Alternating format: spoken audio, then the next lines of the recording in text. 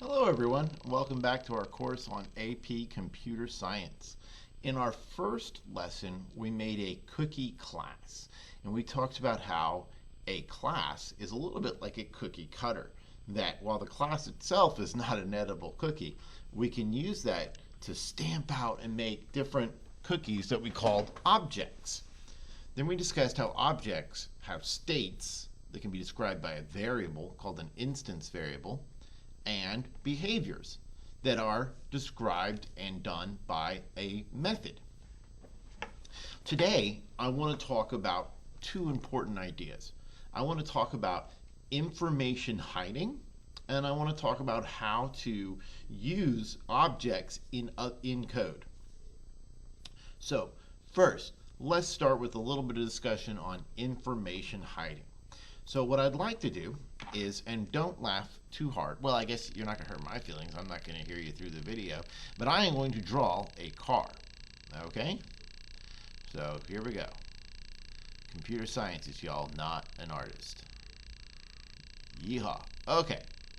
I feel like we need, I don't know, it needs a windshield, don't you think? Okay, that's probably not good. Yeah, we'll do something like that. All right, so there's my car. All right, now I want to talk about a car, what I call a car interface. Okay, so how is it that we interact and make this car do what we want to do? Well, I'll tell you what. I have a truck actually, but I have a kind of a rectangular pedal. Okay, that's like wide, like wider than it is tall, and then I have next to it a tall rectangle. And, this one makes it go, and this one makes it stop, right? And then, there's more, though, okay? There's more to making this car go. I have a steering wheel, right? And then I have a gear shifter, and then this is what I have an automatic, so I usually just I put it in drive and then I'm done unless I need to put it in reverse. Back in the day, I had a standard transmission, and I could I'd had to constantly be shifting those gears. And then I also have some information that comes to me. I have something tells me my speed, okay, and maybe my tachometer and my fuel level, right? All right, well, so this is what I call the interface to my vehicle. But it's not really how the car goes, right? I mean, if I need to, I can open up this hood, right? And you're going to see in there, you got, my truck has got a V8. Maybe you've got like a V6 or an inline 4. You've got lots of different stuff. That's supposed to be an engine. You got your oil pan over here. You can, somewhere over here you got your battery with the plus and the minus, and all that stuff is important, right? I mean, without all that stuff, your car's not going to go. And so occasionally you got to open up that hood. You got to jump the battery, change the battery, maybe replace spark plugs. There's lots of stuff you got to do, and I call that under the hood, right? But when you're driving the car, you don't really want too much information. I mean, I don't want to be directly seeing what spark plug L2 is doing at that exact moment, right? I just want to go and stop. And I also, when I was learning how to drive a car, I did not want someone to say, well, first you're going to press down on this little go pedal, and then, they're showing me how that connects to a different, rods that pull on different levers, and then they're showing me how the little valves in the engine now open up to a different amount, and the timing and all that. It's what do we call it? Information overload, right? I mean, my goodness. Have you ever had a teacher go on and on and on, and you just really wanted the basics? Not me, I hope. Anyway, but information overload is something we experience all the time. Well, in programming, under the hood, I call that the source code, okay? Now, I can't, if you want to go into my source code for my class and play around with it, you know, you might make it better, you might mess it up. If you've got the source code, you can do that. And sometimes we need to, right? Sometimes we have to go under the hood. But for the most part, when I'm using my objects, I just want the public interface. How is it that I interact? What information do I need to know right now? If I need to get more information, I will. Also, I don't want to be controlling the speed of my car by, you know, manually pulling on different rods and poles. I want to be restricted based on this, because then the car can set rules. Make sure I don't go too fast, too quickly. The car can make sure that I'm not, you know, in neutral, or, you know, things like that. The car can control to make sure that I'm doing things safely. Now, with that kind of thing in mind, okay, this concept that hiding information is not a bad thing, right? It can, in fact, information overload can just make us just numb with fear. But let's go ahead and take a look at our class from before, okay? So I'm just going to open up the cookie class and let's have a look. So over here to the right, we have what's called source code. This is the source code. This is not what you actually want to present to people when telling them how to use your class, right? You want to give them the documentation. So when I go to this documentation, first thing here is I've got fields to look at. Remember, another word for field is instance variable. And I've got all this information here about underlying stuff. And this is too much information, right? I don't need to know all those little nitty gritty details. I just need to know what is it that I can do and help me do it. Now for our cookie class, maybe it wasn't that complicated. But as we develop more and more complicated programs, it is not at all unreasonable that we might have hundreds of variables in order to make a few methods work. Classes that allow us to make games and graphics and interaction, we don't need all of the different pixels on the screen and what color they're at that moment. We don't want to interact with it that way, right? That's too under the hood. We want to make things reasonable to process by using information hiding. But also, we want to make sure that when variables are set and changed, it's done so in a safe manner. And that could be, maybe we don't want someone to set the radius of our cookie to a negative number. And so we'll discuss that as well. So without further ado, let's get right into information hiding. So as it turns out, there are several different modifiers that we can use in Java to hide information or control how hidden it is. One of them is called package private. You may have seen that appear when we looked at the documentation. But we don't want to usually use that in AP Computer Science. So despite the fact that there's about 4 of them, we are going to focus just on 2. Public and private.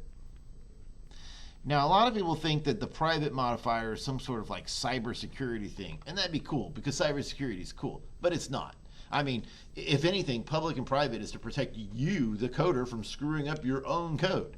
It's about information hiding, and encapsulation is the other important concept, that we want to make sure that if you're changing variables and messing around there in the private parts of the code, that you're in that class. You know, not, you know, you only want to let certain things be modified outside of it. So let's talk about what these words mean, what they do. So things that are public will appear in the docs. So we don't usually read code in order to understand how to use a class. We go to their documentation that gives us nice, easy to read instructions. And what will appear there is only what is public. So behind the scenes methods that should only be used by the, by other methods, things like that, they might be hidden. Other things that are public can be accessed anywhere. So what that means is that I can, if it's a public variable or a public method or a public class, I can access and use it from any other class. All right, let's talk about private. Things that are private are hidden in the docs. It turns out you can actually publish private variables as well, but just traditionally they're not. You have to change some settings in your documentation. So usually they're hidden to avoid, overkill of the information. And they're only accessible in the class itself.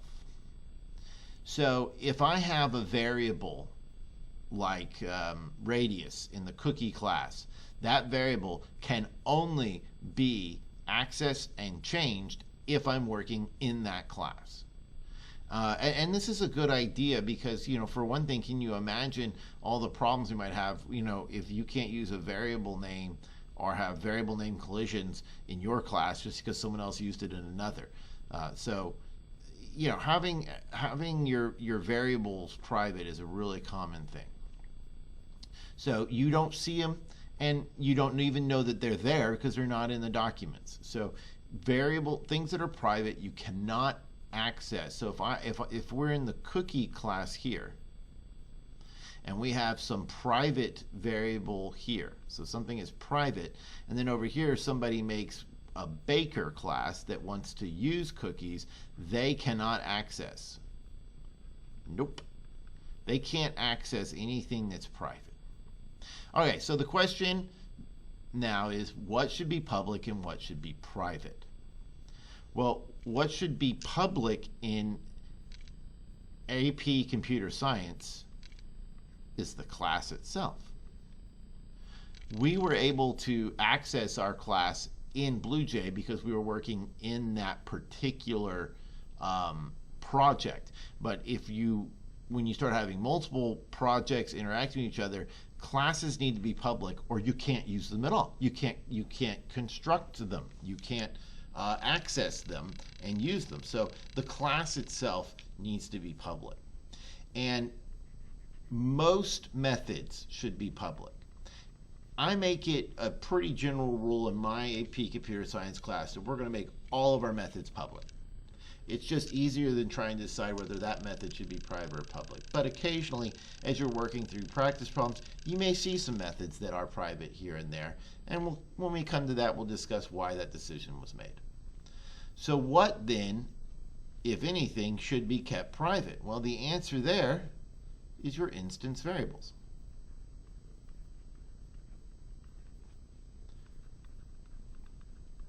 By keeping your instance variables private, we're not saying that they can't see them ever.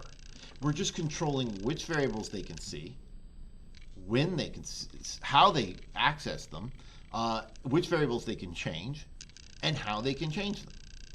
We mentioned earlier, maybe want them to be able to change the radius of the cookie, but not to a negative value because that makes no sense. And perhaps a negative value might cause your program to crash if you at some later place. So putting controls on it is one reason why you might want to keep things private. Not that we're not going to let them change it. We might. We just want to control how it's done. And we want all interactions between classes to be done through methods, because it's through methods that we have control over the situation. So, in summary, variables private, everything else public. That being said, let's get to work in making a cookie class. This time, I want to make it with the proper information hiding. And you know what? I just want to start from scratch because it's good for us to review making a class. So I'm making another cookie class. And again, you'll notice that the example code here has got public and private in there. So let's start. We said that our classes should be public. Public class cookie. So what does the word public being there mean? It just means that it's accessible. You can use it in other classes. Cookie is public and ready to be used by everyone out there. Now, we have some instance variables that we want to do. One of them is the radius. So it's starting to get a little wordy now, because now we have the word private in front of it. But by adding the variable name is still radius. The variable type is still double, meaning that it can have decimal, right, real number values. And I'm just adding the word private in front of it. I also want to make the type private. And finally, I'm going to make the method, the instance variable hasnuts private as well. Let's make our constructor. Again, we have a decision. Earlier, we were able to construct cookies because we were working in that project. And when you don't put public or private in front of something, it gets what's called package private, which is kind of like semi-public. And that allowed us to play with a little bit. But to really make this class useful, we need to make the constructor. Like all of our classes, we need to make them public as well. So we're going to make this default constructor public. And I'm going to say radius equals, I'm going to make mine 3.5. I'm going to make my type a chocolate chip cookie. And I'm going to make whether it has nuts false as a default. Remember, chocolate chip is a string, which means it goes in quotes. It comes up green in Blue Jay, whereas the word false and true are special Boolean values, which is why they're colored in blue. Let's make a constructor that allows people to set their cookie to the way they want it. So this is public cookie, but we're going to list some parameters. Now, it doesn't make any sense for us to make temporary variables public or private, because once that method is over, they're gone. Radius, type, and hasnuts, they exist for the length of the cookie's existence. But these temporary variables only exist while the method is running, so which is like a split second in time. So we don't need to put public or private here, and in fact Java doesn't let us. So I'll just put double, and I'm going to show a different way of making the names. By putting an underscore, I can make the names match, but I like to have that little underscore there because then it's not the same exact word. So that's just another technique that you'll come across.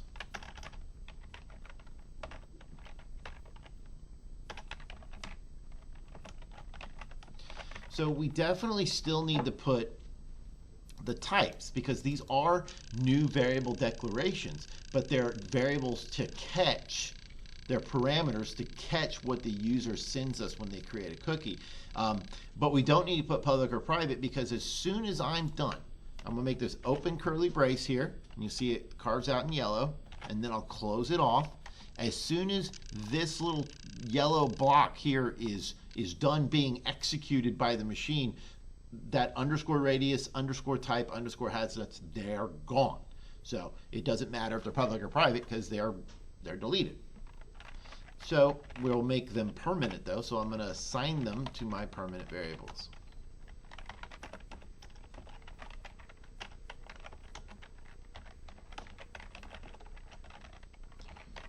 All right, super. All right, so now we need to think about, what do we want to let people have access to? What do we want them to be able to view the radius, the type, and whether or not the cookie has nuts? Certainly there are some variables that you might use that you don't want someone to necessarily see, because they're just for your purposes of your algorithms and stuff in your class. But these variables, I definitely want my users to be able to see. So they cannot access them right now because they are private. So what I need to do is to make a method that will send it to them. So we're going to be using a return. We need to decide what type of variable we're returning. So if we're going to be telling someone the radius is of type double. So I'm going to put public double get radius, which is kind of the Java tradition. Some people will just put radius, but I'm going to say get radius. And then this is probably the simplest method you'll ever see. I just say return radius. That just tells someone the size of my cookie. All right, next, we ought to be able to tell them what kind of cookie it is. The kind or the type of cookie is a string. So I'll say public string, and I'll say get type. And I'll return the type. And I could even make this more specific. I don't have to match the word of my variable, and oftentimes we don't. I could say get cookie type. And in fact, I think I will. I like that. Get cookie type. And lastly, let's go ahead and return a Boolean about whether or not it has nuts.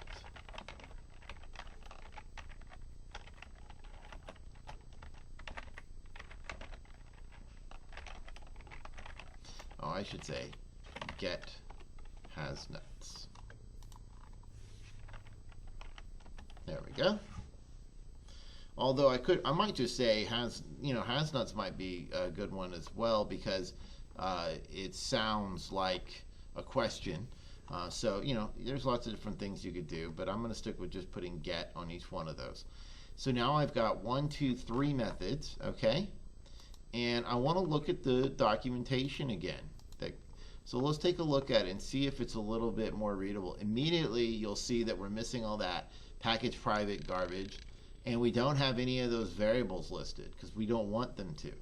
Instead, we see just the 2 constructor options, and we see our 3 different methods: get cookie type, get has nuts, and get radius, that describe for us what they return. They return a double when you call this. All right? So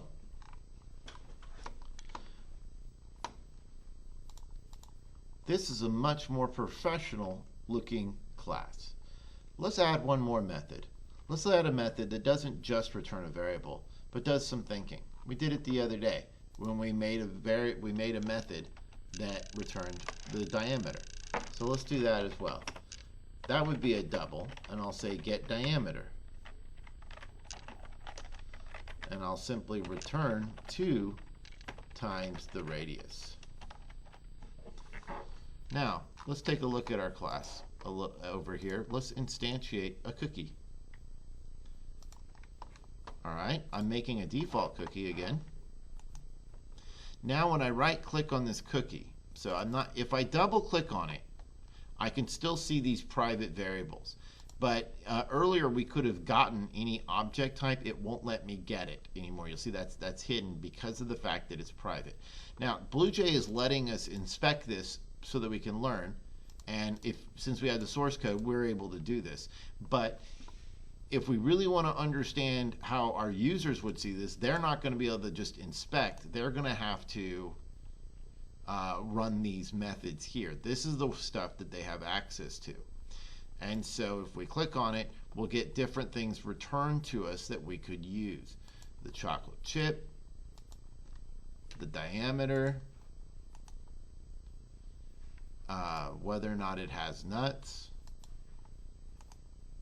and its radius.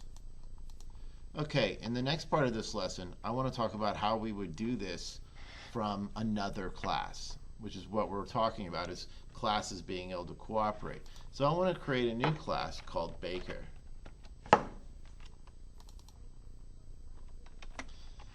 So let's make this class public as well. Public class Baker. And my Baker class is going to do actions, but I'm not really interested right now in describing my baker. I don't want to say, the baker's height or age or anything like that, although we certainly could. I just want to use my baker to get some work done, so I'm not going to make any instance variables, and I don't have to. But I am going to make a method, a void method, because it's just going to do some work, called bake cookies.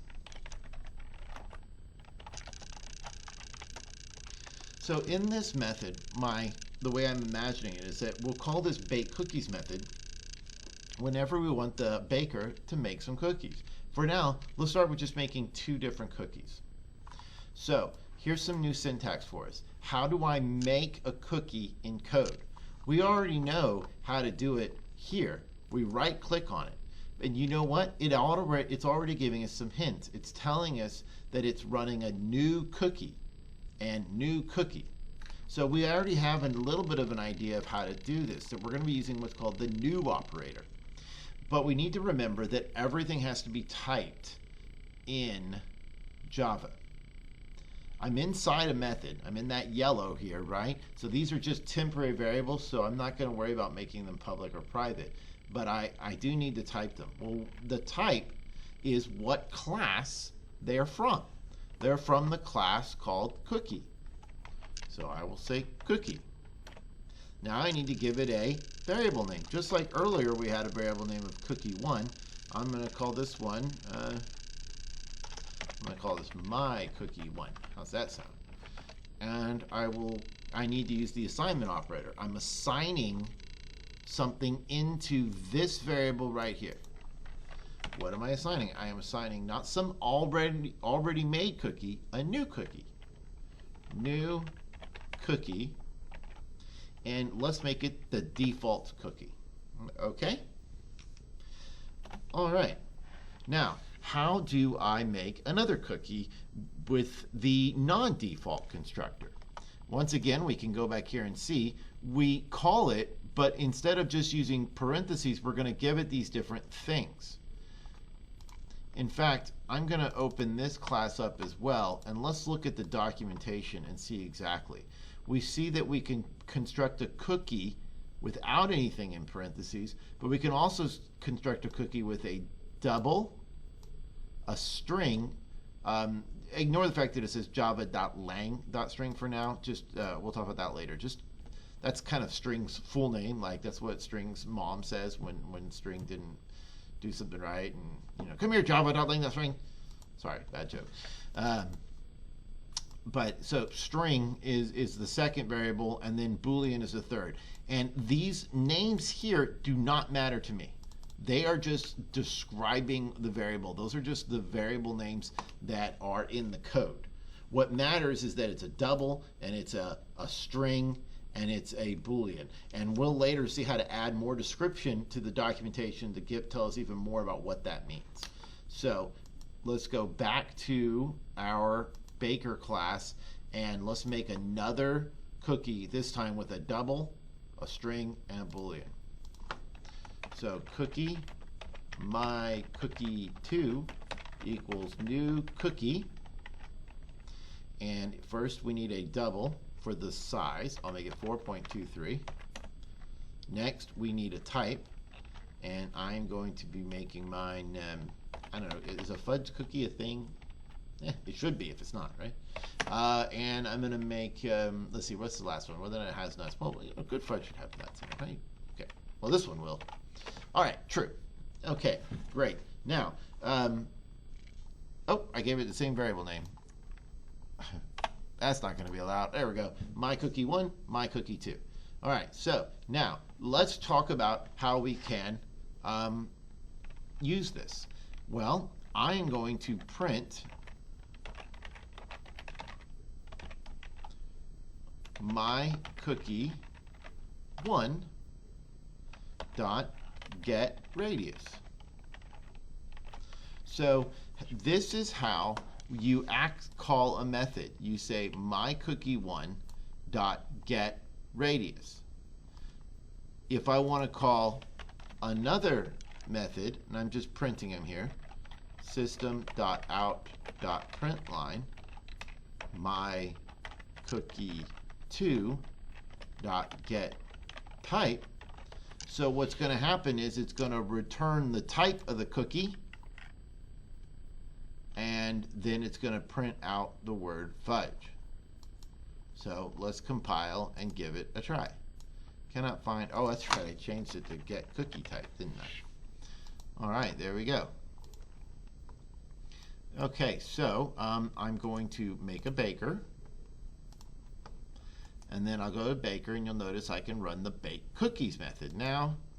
And it prints out 3.5, which is the radius of our first cookie, and then fudge, which was our second cookie.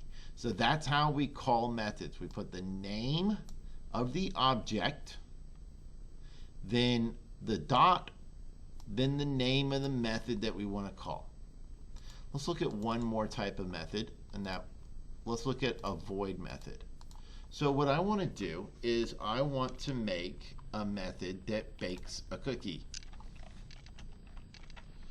And I'm going to make a new variable here called isBaked. Now, isBaked is a Boolean, and so its default value is always false. So I don't have to add it to either one of my constructors, but I think I will anyway, just to be explicit. I like to be explicit and not have people and not rely on people knowing that if I don't say that a Boolean is false, it's false. So I'll put it in there anyway. So now all our cookies are going to be raw, unless we call this method. Public void bake. And when you bake, what's going to happen is isBaked will become true. And let's add a method to access whether or not it's baked.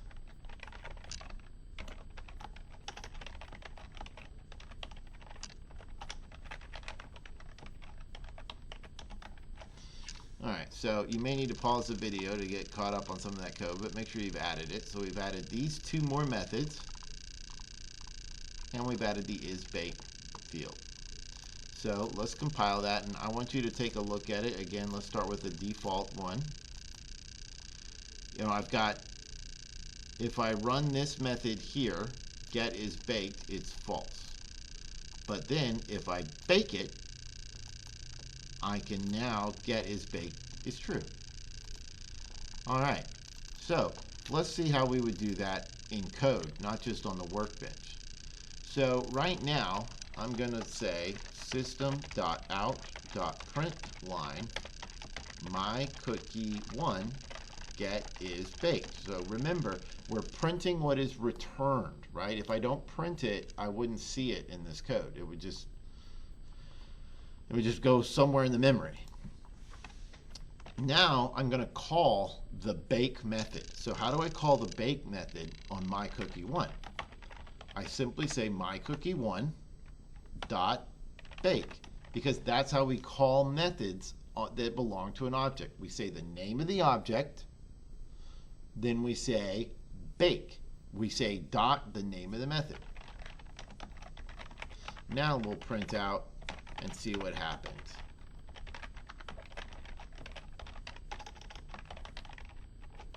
So we should see that the cookie is false, then true. So again, I'll make a baker, just call it baker1, and I'll call it bake cookie methods.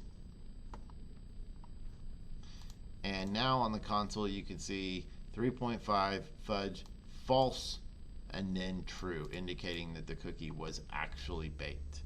So we learned about encapsulation. We talked about information hiding. We then talked about how to call a constructor in code using the new operator. Then how to call the methods that belong to an object by saying the name of the object dot the name of the method.